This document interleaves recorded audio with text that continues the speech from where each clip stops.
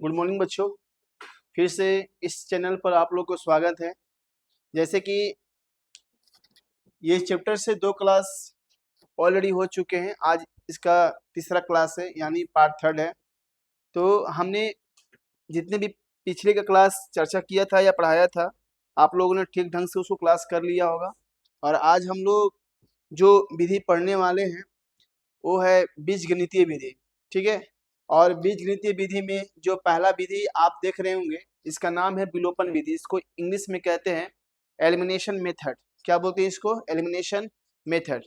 तो बच्चों पहले हम ये समझेंगे कि विलोपन विधि या जो भी विधि है, अगर इसमें देखा जाए तो इसमें 3 प्रकार की विधि होते हैं। एक तो होते हैं विलोपन विधि, एक होते हैं प्रतिस्थापन विधि और एक होते हैं ब्रजगुणन विधि। तो हम एक एक करके एग्जाम्पल को ठीक ढंग से समझेंगे और एग्जाम्पल के साथ उदाहरण भी समझेंगे।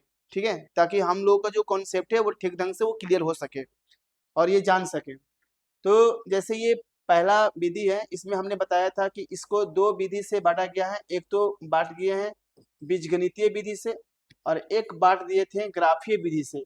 तो आज हम जो चर्चा करेंगे वो बीजगणितीय विधि से चर्चा करेंगे और उसके बाद हम लोग पढ़ेंगे ग्राफीय विधि से चर्चा करेंगे। ठीक है। तो पहले हम देखते हैं विलोपन विधि है क्या। क्या है विलोपन विधि? तो पहले हम इसके बारे में समझ लेते हैं कि इस विधि में हम 2 चर वाले रैखिक समीकरणों के युग्म में से किसी एक चर को क्या करेंगे? विलुप्त कर देंगे। ठीक है। हमारे पास 2 समीकरण होंगे। 2 समीकरण में से दोनों समीकरणों को मदद से, इसमें दोनों समीकरणों की मदद से हल होगा। ठीक है।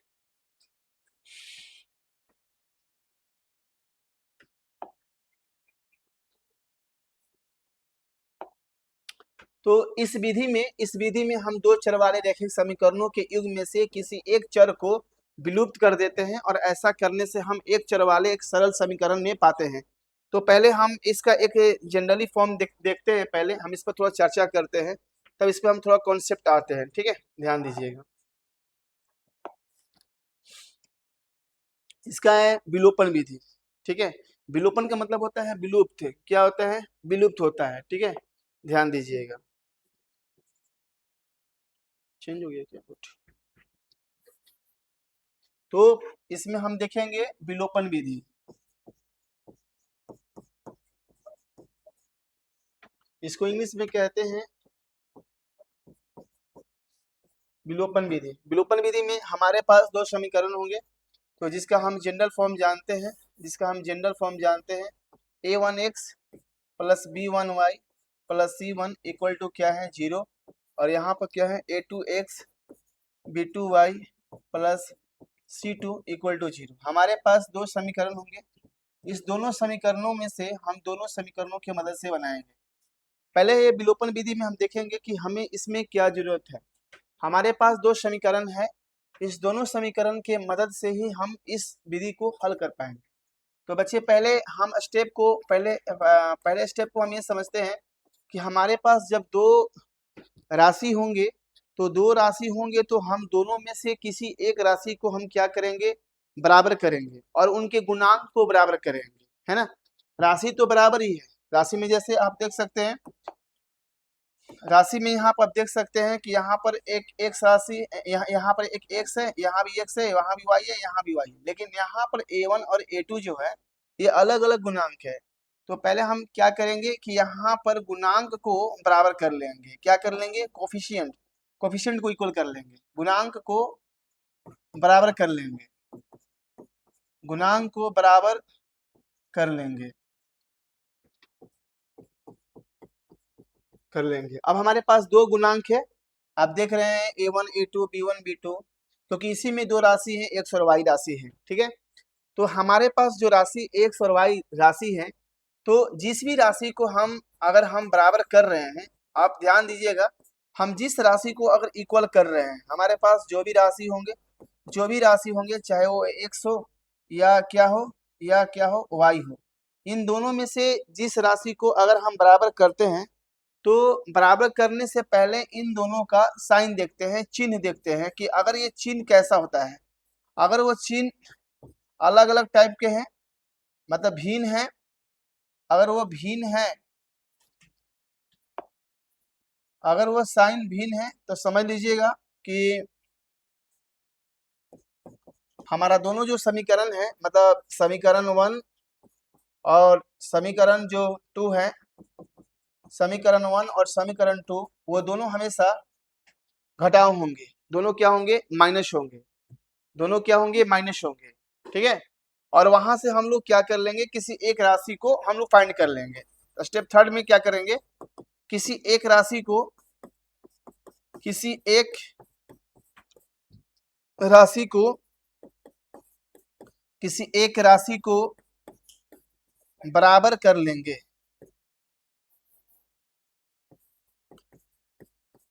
बराबर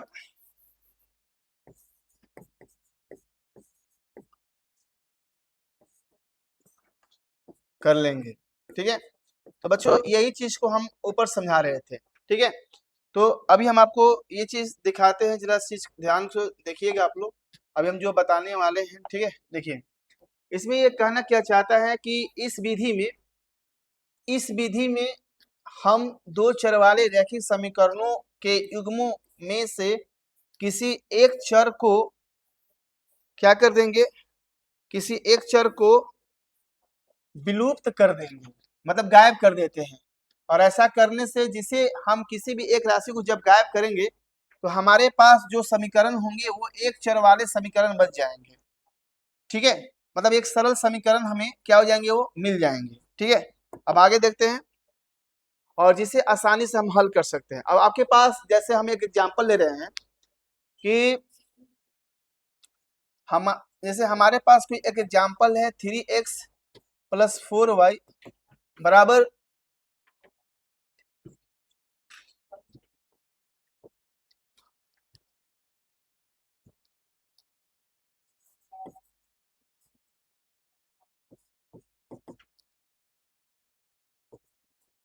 तो हमारे पास ये, जैसे आप देख सकते हैं हमारे पास ये एक समीकरण लिखा हुआ है। तो इस समीकरण में हम क्या करेंगे कि ये समीकरण को हम लोग इक्वेशन नंबर फर्स्ट मान लेते हैं, और ये इक्वेशन नंबर जो है वो क्या मान लेते हैं, इसे हम सेकंड मान लेते हैं।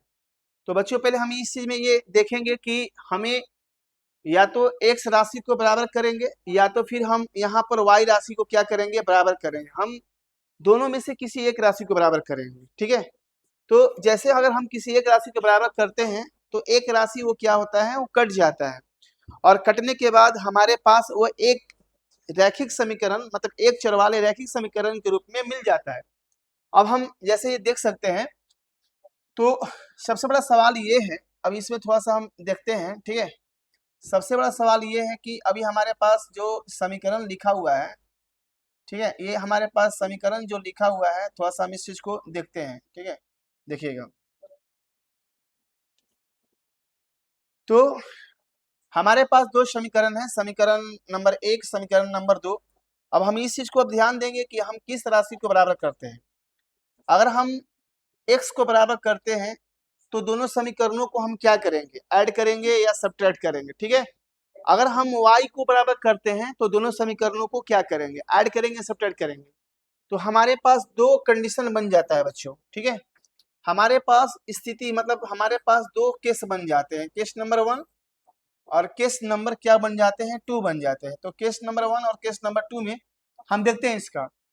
तो सबसे बड़ा जवाब ये है कि हमारे पास ये क्या है, 3x + 4y बराबर 12, और यहाँ पर क्या है, 2x - y बराबर क्या है, 1, क्या है, 1।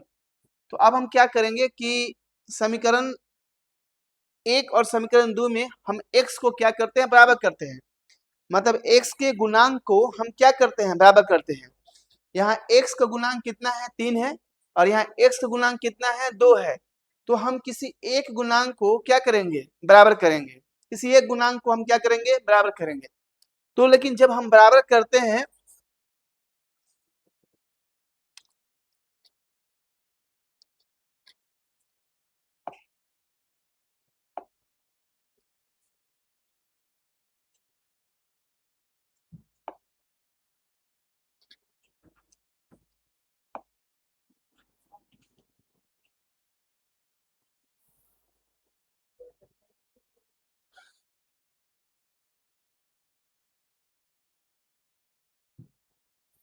ठीक है, तो बराबर करते हैं, ध्यान दीजिएगा। तो हम यहाँ पर लिखते हैं समीकरण नंबर 1 और यहाँ पर लिखते हैं क्या, समीकरण नंबर क्या, 2 लिखते हैं। ठीक है, तो समीकरण 1 और समीकरण 2 से हम x के गुणांक को बराबर करेंगे। तो समीकरण नंबर 1 में हम क्या देख रहे हैं, हम समीकरण नंबर 1 में क्या देख रहे हैं कि जो इसका गुणांक है वो 3 है और इसका जो गुणांक है वो क्या है, 2 है। तो हम क्या करेंगे, इन दोनों का एलसीएम निकालेंगे। 3 और 2 का हम क्या करेंगे, एलसीएम निकालेंगे, लघुत्तम निकालेंगे। तो क्या हुआ, 6 हुआ। तो 3 के टेबल में 6 जो आता है वो 2 बार में आता है, तो मतलब समीकरण नंबर 1 में हम 2 से गुना करेंगे और 2 के टेबल में 2 के मतलब पहाड़ा में जो 6 होता है वो 3 बार में आता है, तो 3 से गुना करेंगे। अब हम ये देखेंगे कि ये दोनों को जो चिन्ह है, मतलब दोनों राशि का जो चिन्ह है, x का जो चिन्ह है, यहाँ पर x का जो चिन्ह है वो क्या है, एक जैसा है, मतलब प्लस प्लस है। अगर वो चिन्ह प्लस प्लस होगा या चिन्ह एक जैसा होगा तो दोनों समीकरण हमारा क्या होगा, घटेगा। दोनों समीकरण हमारा क्या होगा, घटेगा, ध्यान दीजिएगा। तो दोनों हम समीकरण को क्या किए, घटा दिए। ठीक है, तो अब हम क्या करेंगे, 2 से गुना करेंगे। तो ये कितना हुआ, 3 दूना के 6, 4 दूना कितना हुआ 8 और ये कितना हुआ 12 दूना के 24। फिर इसमें 3 से गुना किए। ध्यान रहना चाहिए कि जब भी हम गुना करते हैं तो पूरे में मतलब पहला, दूसरा, तीसरा, ये तीनों में गुना करेंगे, है ना। और इसमें गुना करेंगे तो इसमें भी तीनों में गुना करेंगे। ऐसा है नहीं कि हम इन तीनों में से बस ये दोनों में गुना किए और इसको छोड़ दिए, तो ऐसा नहीं होना चाहिए। इन तीनों में हमें गुना करना होगा। ठीक है, तो आइए देखते हैं। अब इसमें हम क्या करते हैं, 3 से गुना करते हैं। ठीक है, 3 से गुना करेंगे तो 3 दूना कितना हुआ, 6 हुआ और इसमें गुना करेंगे तो ये कितना हुआ, 3 हुआ और इसमें गुना करेंगे तो ये भी कितना हुआ, 3 हुआ। आइए थोड़ा सा ध्यान से हम लोग देखते हैं। ठीक है, तो हम क्या करेंगे कि अब हम दोनों समीकरणों को माइनस कर रहे हैं। दोनों समीकरणों को हम क्या कर रहे हैं, माइनस कर रहे हैं।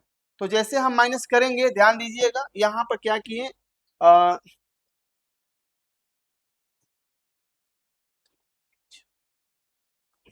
यहाँ पर 18 है था, ध्यान दीजिएगा, यहाँ पर जो था वो 18 था।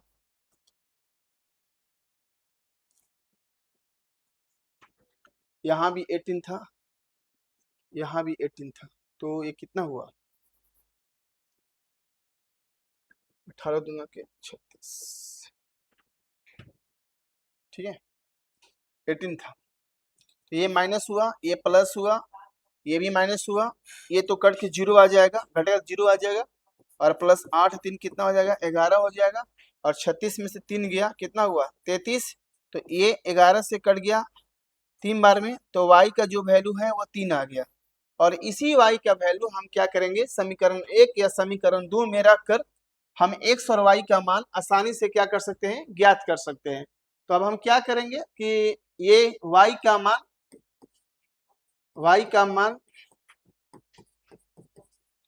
समीकरण नंबर 2 में रख देंगे। ठीक है, 2 में क्या करेंगे, 2 में रखने पर,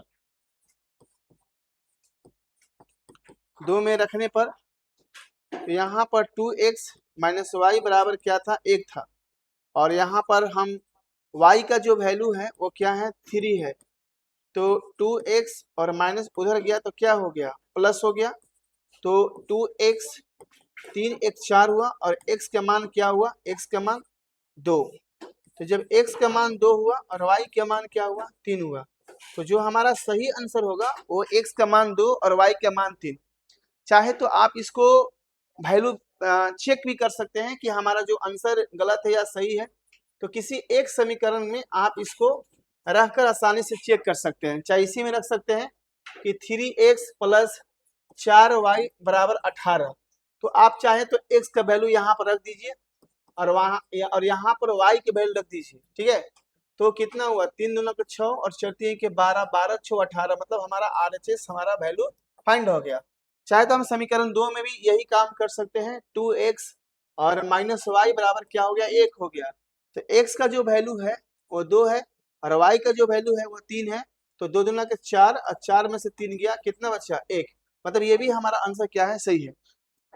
तो बच्चों हम उम्मीद करते हैं कि हमने जो अभी विलोपन विधि समझाया है या बताया है, ये विधि आप लोग को आसानी से समझ में आ गया होगा। अगर ना समझ में आए तो इस प्रश्न की मदद से आप चाहे तो आप समझ सकते हैं, ठीक है। और ऐसे आपके पास एनसीईआरटी में भी क्वेश्चन है, आप चाहे तो आप वहां से देख सकते हैं, ठीक है। ध्यान दीजिएगा, ठीक है।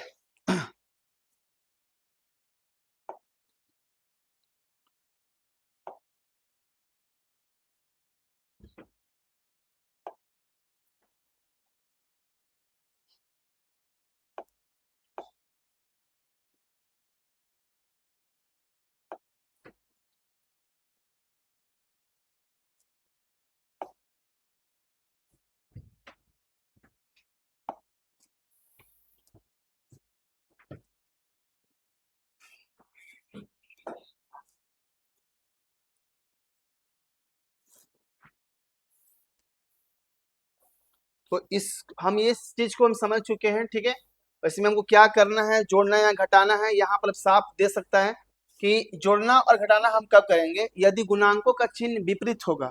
अगर वो अलग अलग चिन्ह होगा, जैसे प्लस माइनस होगा, तब तो हम दोनों समीकरणों को जोड़ देंगे। अगर यही चीज अगर वो चिन्ह बराबर बराबर होंगे, प्लस प्लस होंगे या माइनस माइनस होंगे, तो दोनों समीकरण हमारा घट जाएगा। बस आपको चिन्ह पर ध्यान देना है, कुछ चिन्ह हमारा कैसा है।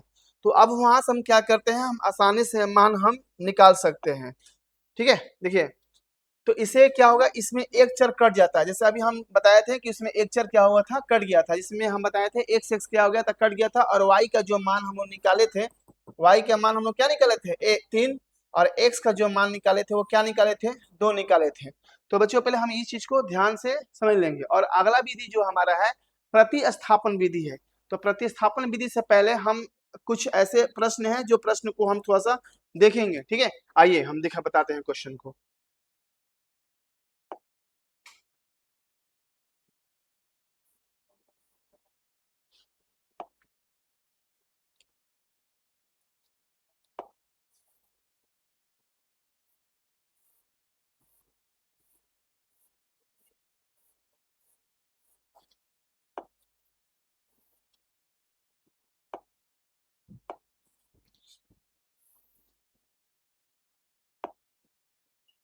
ये जो चैप्टर था हम उस दिन आप लोग को बताए थे, 3 विधि बताए थे और 3 विधि में से हम कुछ क्वेश्चन भी दिए थे। जैसे हमने बताया था कि हम लोग कैसे तुलनात्मक विधि से हम संगत असंगत हल या ग्राफ के विधि में हम ग्राफ का नाम बता सकते हैं। तो ये क्वेश्चन हम लोगों ने कर लिया था और हम लोगों ने होमवर्क मतलब हम होमवर्क भी दिए थे और आशा करते हैं कि आप लोग होमवर्क बना भी लिए होंगे, ठीक है। तो ये 3 कंडीशन थे, ये 3 कंडीशन बहुत ही बेहतरीन कंडीशन था। फिर से हम इस कंडीशन को रिकॉल कर रहे हैं, a1/a2 बराबर नहीं है b1/b2 का। और एक है a1/a2 बराबर b1/b2 बराबर c1/c2। और एक विधि और था a1/a2 बराबर b1/b2 और बराबर नहीं है क्या, c1/c2। तो ये 3 कंडीशन यहाँ से ये बने थे। और ये 3 कंडीशन से ये मतलब इसका ग्राफ कैसा होगा, इसका हल किस प्रकार होगा और वो संगत होगा कि संगत होगा, इसी पर वो चर्चा हुआ था, ठीक है। तो ये चीज आप लोग समझे थे पिछले क्लास में। और आज हम लोगों ने जो बताया है वो विलोपन विधि बताया है। ये इस समीकरण को भी हम चाहे तो विलोपन विधि से हल कर सकते हैं, ठीक है।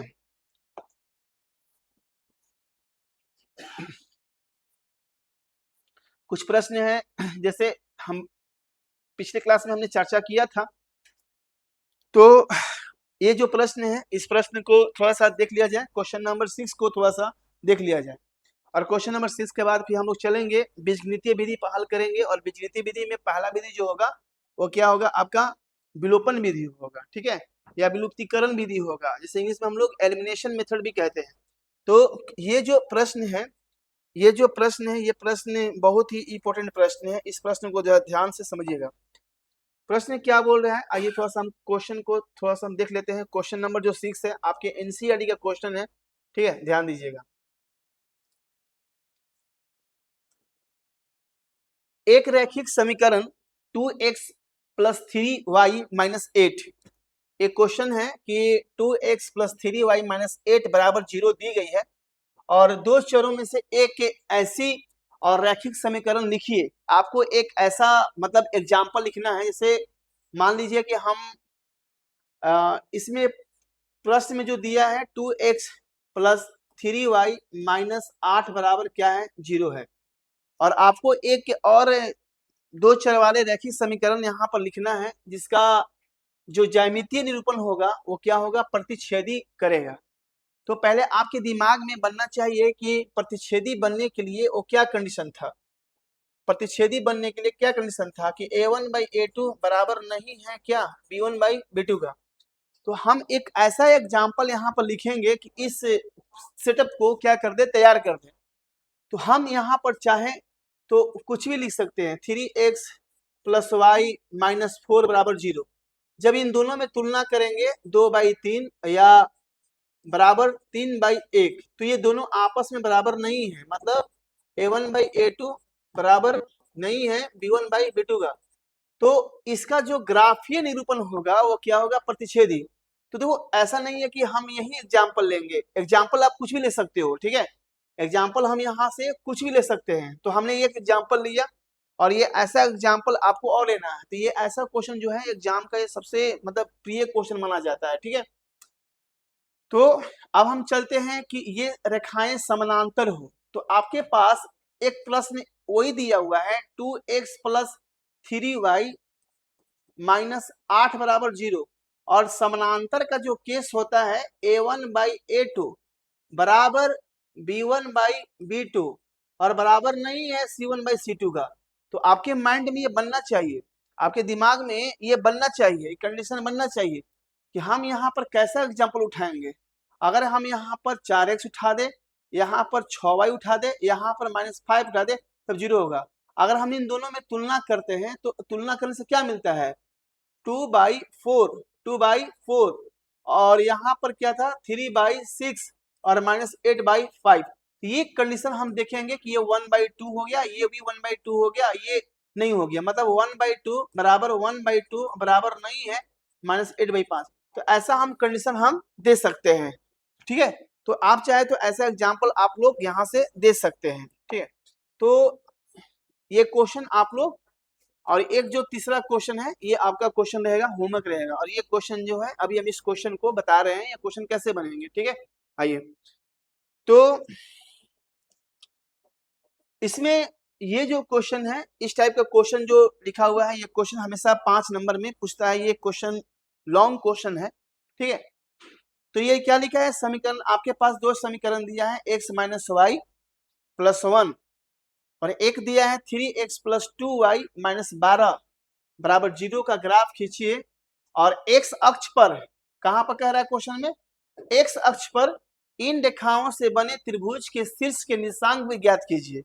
आपको त्रिभुज का निर्देशांक भी ज्ञात करना है। तो आपको पता होना चाहिए कि जो त्रिभुज का जो निर्देशांक होता है, त्रिभुज का जो वर्टेक्स होता है वो 3 वर्टेक्स होता है। एक a यहाँ पे हो जाएगा, b यहाँ पे हो जाएगा, और जो c है ये यहाँ पे हो जाएगा। या मतलब 3 वर्टेक्स फाइंड करना है। और जो इसका जो नीचे का जो बेस होगा वो x अक्ष पर होना चाहिए।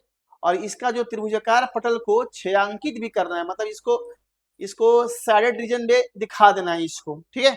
तो आइए हम इस क्वेश्चन को थोड़ा सा हम बनाते हैं। ये क्वेश्चन आप लोग देख लीजिएगा, ठीक है।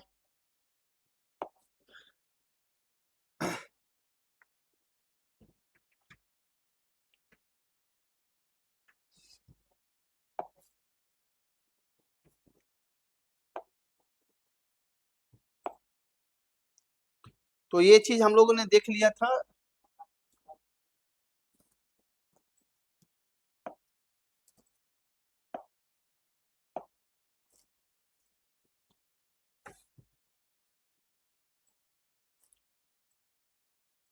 क्वेश्चन क्या था हमारा, x माइनस वाई, क्वेश्चन था हमारा x माइनस वाई प्लस 1 बराबर 0। x माइनस वाई प्लस 1 बराबर 0। और एक जो समीकरण था 3x प्लस 2y माइनस 12 बराबर 0। 3x plus 2y, 3x plus 2y minus 12 बराबर 0, माइनस 12 बराबर 0। तो इस समीकरण का हमें ग्राफ बनाना है और इसका छायांकित पटल जो होना चाहिए वो एक्स अक्ष को स्पर्श करना चाहिए, मतलब एक्स अक्ष को हमको छायांकित करना है और इसका तीनों निर्देशांक हमें फाइंड करने हैं बच्चों, ध्यान देना। तो अभी इसको हम लोग क्या करेंगे कि इसका पहले हम लोग समीकरण तैयार करेंगे। समीकरण तो तैयार है ऑलरेडी, और इसको हम लोग क्या करते हैं, समीकरण नंबर हम लोग क्या मान लेते हैं, एक मान लेते हैं। ये क्वेश्चन नंबर एनसीईआरटी का क्वेश्चन नंबर जो है वो 7 है। क्या है? 7 है, ध्यान दीजिएगा। क्वेश्चन नंबर क्या है? 7। और एक्सरसाइज जो है वो 3 पॉइंट क्या है? 1 है। 3 पॉइंट क्या है? 1 है। ठीक है, ध्यान दीजिएगा। और ये जो समीकरण नंबर जो है वो क्या आपका है? 2 है। समीकरण 1 और समीकरण 2। ठीक है, तो अब हम क्या करते हैं कि हम समीकरण एक पहले इसका लिख लेंगे। ये चीज आप लोग ध्यान से समझिएगा, ये बहुत ही इंपॉर्टेंट क्वेश्चन है। अब हम इस पर ग्राफ पर काम कर रहे हैं। ठीक है, तो x माइनस वाई प्लस 1 बराबर क्या है? 0 है। तो हम क्या करेंगे, इसके लिए एक अलग सा बॉक्स बनाएंगे ताकि हमें दो बिंदु प्राप्त हो सके और दो बिंदु से हम एक रेखा आसानी से क्या कर सके, खींच सके, ड्रॉ कर सके। ठीक है, ध्यान दीजिएगा। तो हमारे पास हम चाहे तो यहाँ एक्स और वाई का कुछ भी वैल्यू ले सकते हैं। ठीक है, एक्स और वाई का कुछ भी वैल्यू हम लोग ले सकते हैं। तो इस चीज को आप ध्यान दीजिएगा, ऐसा नहीं है कि हम एक्स और वाई के वैल्यू 0 ले सकें। तो यहाँ पर क्या होगा, पहले एक्स होगा, उसके बाद क्या होगा, वाई होगा। पहले एक्स और उसके बाद क्या होगा, वाई होगा। तो अगर हम यहाँ एक्स का वैल्यू 0 रखते हैं, अगर हम इसमें क्या करते हैं, हम थोड़ा सा रफ डायग्राम करते हैं, रफ थोड़ा बनाते हैं, समझाते हैं कि कैसे एक्स, ताकि यहाँ बहुत सारे ऐसे बच्चे हैं कि नहीं समझ पाते हैं कि कैसे एक्स का वैल्यू रखें तो किसका कैसे वाई की वैल्यू फाइंड होगा। ठीक है, तो हम लोग क्या करेंगे कि एक्स माइनस वाई और प्लस में क्या था, 1 बराबर क्या है, 0।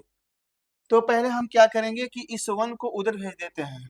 ठीक है, ये ध्यान होना चाहिए कि हमारा दो राशि जो हो ना, एक्स हो चाहे वाई हो, यू हो चाहे भी हो, चाहे डब्लू हो, चाहे मतलब कुछ भी हो, तो यहाँ पर जो होगा, यहाँ पर होगा एक्स माइनस वाई और ये प्लस इधर गया तो क्या हो गया, माइनस हो गया। ठीक है, और हम लोग क्या करेंगे कि एक्स का वैल्यू हम लोग 0 ले लेते हैं। क्या ले लेते हैं? 0। एक्स का वैल्यू 0। तो जैसे अगर हम 0 करते हैं तो यहाँ पर -1 हो गया, यहाँ पर माइनस और माइनस कट गया, तो माइनस माइनस क्या हो गया, कट गया। तो y का जो वैल्यू होगा वो क्या होगा, 1 होगा। क्या होगा, 1 होगा। आप इस चीज को देख सकते हैं, 1 होगा। तो ये तो पहला केस था। अब इसी में हम लोग क्या करते हैं कि ध्यान दीजिएगा, इसी में हम लोग क्या करते हैं, इस चीज को ध्यान दीजिएगा। ये तो पहला था। अब हम लोग क्या करते हैं कि x माइनस वाई बराबर -1, इस बार y का वैल्यू हम लोग क्या लेते हैं, 0। तो ऐसा कोई कंडीशन नहीं है कि हम x का वैल्यू 0 लेंगे, y की वैल्यू 0 लेंगे। 1 2 3 4 5 जो भी लेना है वो हम लोग रख सकते हैं और अगला वैल्यू हम लोग आसानी से प्राप्त कर सकते हैं। ठीक है, तो अब हम क्या करते हैं, यहाँ पर x का वैल्यू जब हम 0 लिए तो y की वैल्यू क्या मिला, 1 मिला। लेकिन इस बार क्वेश्चन में हमने क्या किया, प्रश्न में क्या किया कि y के वैल्यू हमने क्या लिया, 0 लिया। तो x का वैल्यू हमें फाइंड करना है, तो यहाँ पर -1 रख देंगे और x का वैल्यू क्या होगा, -1 हमें प्राप्त हो जाएंगे। मतलब इस कंडीशन से देखा जाए कि जो पहला, अगर हमने x का वैल्यू 0 इसमें रखा था तो y की वैल्यू हमने क्या फाइंड किया था, 1 फाइंड किया था। अगर हमने x y का वैल्यू 0 रखा था तो हमने क्या, x का वैल्यू क्या फाइंड किया था, -1। तो हमें दो बिंदु आसानी से क्या हो गया, प्राप्त हो गए। तो इसी तरह हम समीकरण नंबर 2 से हम चलेंगे। क्या करेंगे, समीकरण नंबर 2 से हम चलेंगे। तो यहाँ पर हम लोग समीकरण नंबर 2 लिख लेते हैं। ठीक है, ध्यान दीजिएगा, समीकरण नंबर 2 लिख लेते हैं। समीकरण नंबर 2 क्या है कि 3x minus 3x plus 2y minus 12 बराबर 0। अब यहाँ पर क्या कर लेते हैं, 3x प्लस 2y, ये माइनस उधर गया तो क्या हो गया, प्लस हो गया।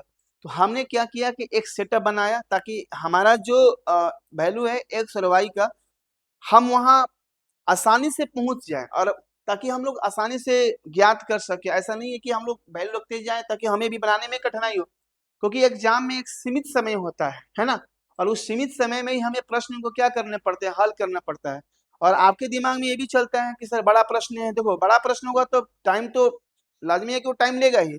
अगर छोटा प्रश्न होगा तो छोटा मतलब समय मतलब कम ही लेगा। तो अब हम क्या करते हैं कि यहाँ पर बॉक्स बनाते हैं किसका, जैसे हमने पिछले बार ड्रॉ किया था बच्चों, पिछले बार क्या किया था, ड्रॉ किया था, ठीक है। तो हमने क्या किया, हम इस टाइप का बॉक्स ड्रॉ कर लेंगे, एक x के लिए और एक y के लिए, एक x हो गया और एक क्या हो गया, y हो गया, x और एक क्या हो गया, y हो गया। तो पहले हम लोग करते हैं कि यहाँ पर x लिखते हैं, यहाँ पर क्या लिखते हैं, y लिखते हैं, ठीक है। तो इसी प्रकार हम लोग क्या करेंगे कि हम समीकरण को सॉल्व करेंगे और x और y का वैल्यू निकालेंगे। देखो ऐसा कुछ नहीं कि हम लोग ये एग्जाम में बनाएंगे, हम इस तरह बता रहे हैं ताकि आपको एक प्रश्न बनाने से एक आइडिया लग सके कि ये प्रश्न को कैसे बनाया जाता है, प्रश्न को कैसे सोल्व किया जाता है। अब ऐसा तो नहीं है हम रखेंगे अगला मिल जाएगा, रखेंगे अगला मिल जाएगा। ये रखा बनाया इसलिए जा रहा है ताकि आपको एक प्रश्न से आइडिया मिल जाए और अपने घर पर प्रैक्टिस कर सके, घर पर बना सके, क्वेश्चन हमने कैसे बताया था। और ना भी समझ में आए तब ये वीडियो को बार बार रिकैप करके ये चीज को आप देख सकते हैं, क्योंकि ये क्वेश्चन बहुत ही इंपॉर्टेंट क्वेश्चन है ना। और इसमें जितने भी क्वेश्चन देखिएगा आगे हम क्वेश्चन बताएंगे, उस अपने आप में वो क्वेश्चन बहुत ही इंपॉर्टेंट क्वेश्चन है इसमें। तो हम क्या करेंगे कि x का वैल्यू 0 रख देंगे। तो बच्चों जैसे हम यहाँ x का वैल्यू 0 रखते हैं तो यहाँ पर क्या होगा 3 इंटू 0, क्योंकि हमने x का वैल्यू 0 रख दिया, बराबर 12। तो यहाँ पर क्या होगा 0 प्लस 2y बराबर क्या हुआ 12, और 2y बराबर 12 और 2 से 12 कट गया, कितने बार में, 6 बार में। तो y का जो वैल्यू हमें फाइंड हुआ वो क्या हुआ, 6 हुआ। तो आप समझ सकते हैं कि देखो ऐसे कुछ नहीं कि हम 0 ही रखेंगे, 1 2 3 जो रखना है रखो, लेकिन हम 0 इसलिए कहते हैं कि 0 रखने पर हमें आसानी से कम कैलकुलेशन करने पड़ते हैं, है ना। तो कम करना इसलिए ताकि हमें परीक्षा में समय मतलब बचाना है। तो x का वैल्यू हमने 0 रखा तो y के वैल्यू क्या मिले, 6 मिले।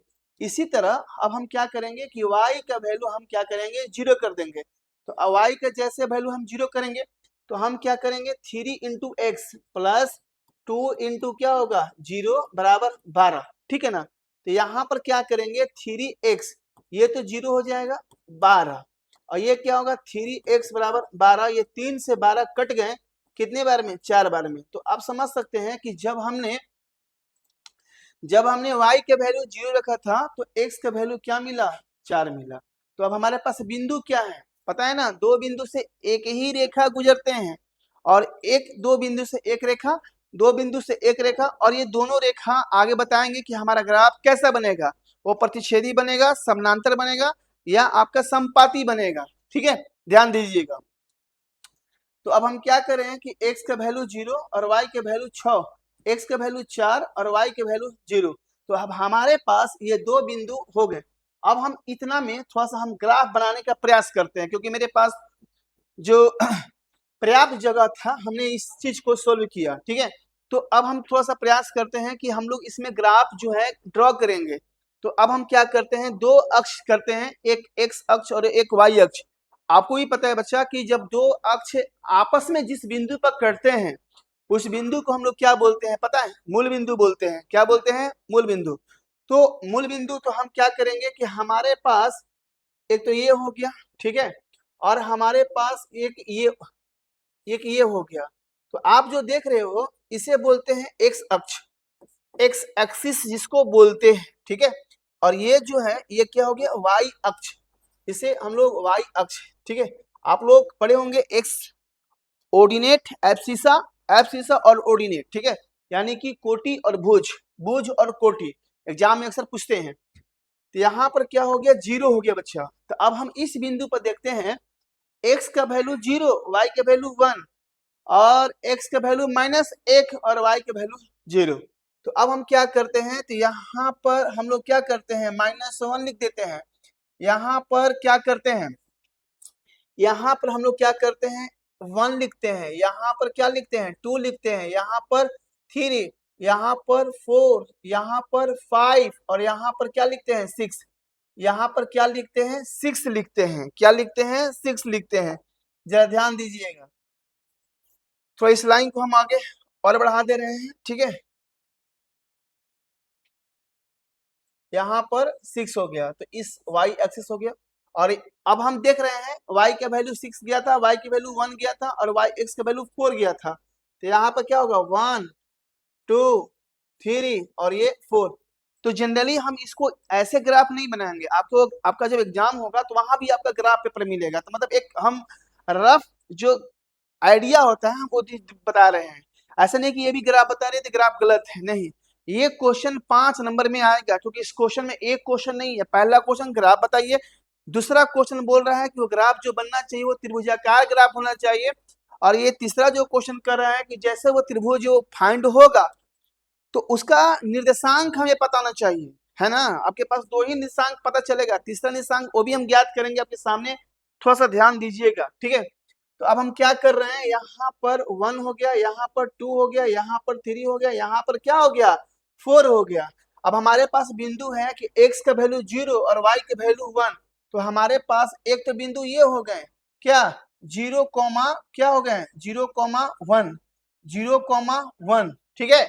और एक जो है -1, क्या है 0, मतलब एक बिंदु हमारे यहाँ है क्या कि -1,0, एक बिंदु हो गया, 2 बिंदु हो गया। तो 2 बिंदु से क्या करेंगे, एक रेखा हम सिंपली क्या करेंगे गुजारेंगे, एक रेखा इसे हम लोग गुजारेंगे, ठीक है। ध्यान से थोड़ा सा देखिएगा, एक रेखा ये गुजर गया, ठीक है। आप देख सकते हैं मैंने दूसरा कलर को सिलेक्ट किया है। तो इसका जो समीकरण था बच्चा, इसका समीकरण क्या था, x माइनस वाई और +1 बराबर 0, ऐसा होना चाहिए, फॉर्मेट सही होना चाहिए। ऐसे नहीं कि आप ग्राफ कुछ भी ड्रॉ कर दोगे तो फिर वो बन नहीं पाएंगे, ठीक है। अब हम क्या करते हैं हमारा जो दूसरा बिंदु है क्या है 0,6, तो एक क्या करेंगे हम लोग, क्या करेंगे 0, क्या करेंगे पहले हम लोग 6 कर लेंगे, ठीक है, 0,6 कर लेंगे। तो पहले तो हम लोग 0,6 कर लिए, और एक क्या है 4,0, मतलब एक बिंदु यहाँ मिलेगा, तो इस बिंदु को 4,0 हम लोग कर लेंगे, ठीक है।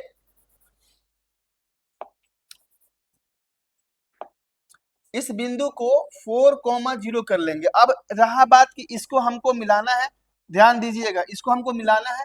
तो इस बिंदु से और इस बिंदु, आपको पता है कि 2 बिंदु से एक ही रेखा गुजरेंगे, तो चलो भैया एक रेखा हम लोग क्या कर ले रहे हैं, गुजार ले रहे हैं। तो यहां से थोड़ा सा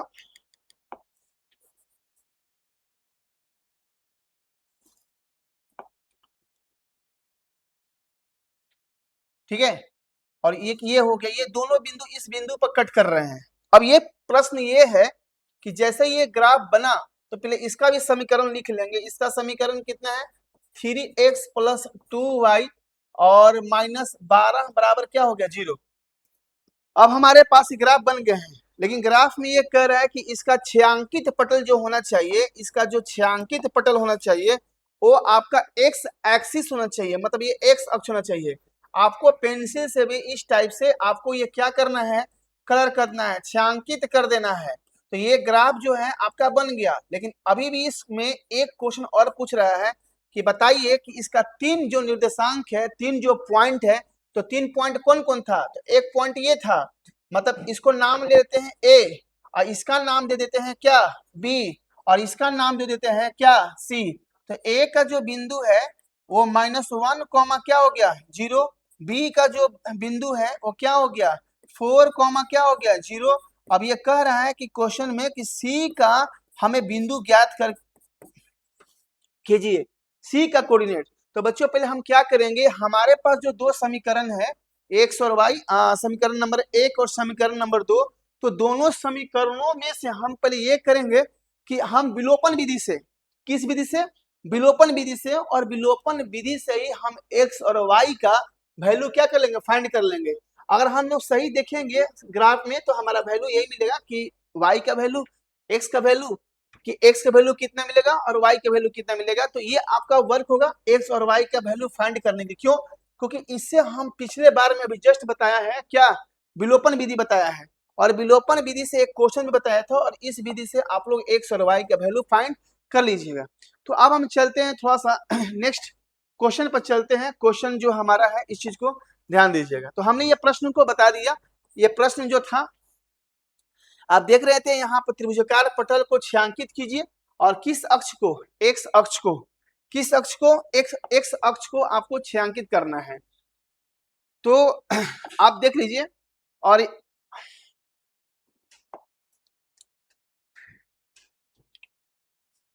आगे जो प्रश्न है ये हमने भी जब चर्चा किया था। अब आगे जो प्रश्न है, ठीक है, आगे जो प्रश्न है वो प्रतिस्थापन विधि से हल करें। तो अब एक लास्ट विधि जो है वो प्रतिस्थापन विधि है, और प्रतिस्थापन विधि को हम बता देते हैं कि उसका नाम है प्रतिस्थापन, मतलब प्रतिस्थापन। जैसे अभी पिछले क्लास साइंस का चला, साइंस का टीचर चले गए, उनकी जगह पर हम आ गए, और हम जब जाएंगे तो यहाँ पर कोई दूसरा पढ़ाने आएगा, तो वो प्रतिस्थापन, एक स्थान से दूसरे स्थान तक चले जाना। तो अभी हम जो विधि पढ़ेंगे ये पहला विधि पढ़ेंगे प्रतिस्थापन, पहला विधि पढ़ चुके हैं कौन सा, विलोपन, और दूसरा विधि कौन सा पढ़ेंगे हम लोग, प्रतिस्थापन विधि पढ़ेंगे। बच्चों पहले प्रतिस्थापन विधि में क्या कहता है जरा ध्यान से सुनिएगा, कि आपके पास दो राशि होंगे, ठीक है, कितने राशि होंगे आपके पास, दो राशि होंगे, ठीक है, दो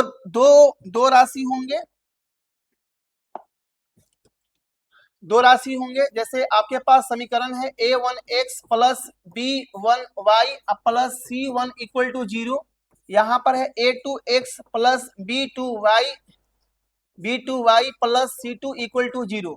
इसका नाम क्या है, सब्स्टिट्यूशन मेथड, जिसको हम लोग बोलते हैं हिंदी में क्या, प्रतिस्थापन विधि, है ना, या कहीं कहीं उसे विस्थापन विधि भी कहा जाता है। तो इसका नाम क्या है, प्रतिस्थापन विधि है। क्या है, प्रतिस्थापन विधि, ध्यान दीजिएगा, ये प्रतिस्थापन विधि है।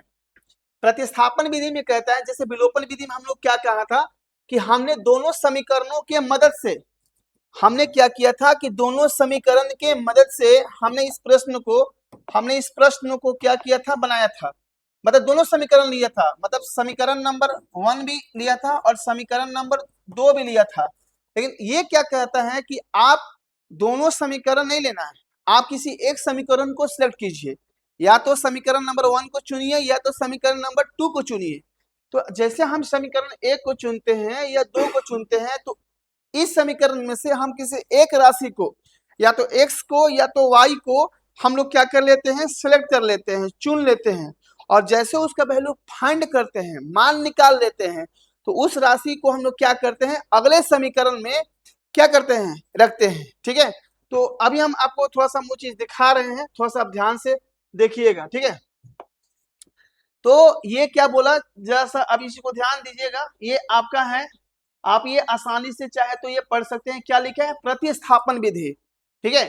प्राप्त मान को किसी भी मूल समीकरण में रहकर, आपके पास कोई भी राशि होगा, कोई भी मान निकलेगा, उसे मूल समीकरण, तो आपके दिमाग में चलेगा कि मूल समीकरण क्या होता है, तो जो समीकरण क्वेश्चन में दिया होता है उसी को मूल समीकरण कहते हैं।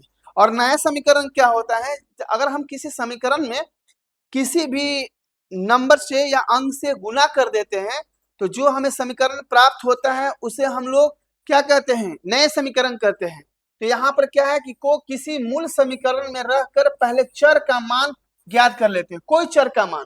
तो चर आपके पास दो ही होगा, या तो x या तो y, या तो आप x का या तो आप y का मान ज्ञात करें, और इस x और y का मान ज्ञात करके अगले समीकरण में, मूल समीकरण में क्या कर सकते हैं, रख सकते हैं, ठीक है। आइए, तो जैसे